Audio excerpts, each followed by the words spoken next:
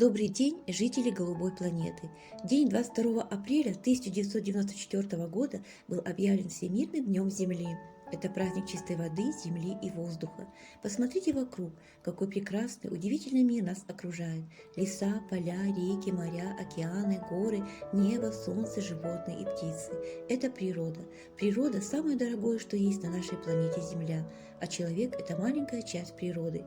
Этот праздник призван объединять людей планеты в деле защиты окружающей среды. Это день напоминания о страшных экологических катастрофах, день, когда каждый человек может задуматься над тем, что он может сделать в решении экологических проблем, поборов равнодушие к себе. Земля – это дом наш родной, так давайте беречь его будем. Меньше мусора, грязь всю долой, ведь мы с вами разумные люди.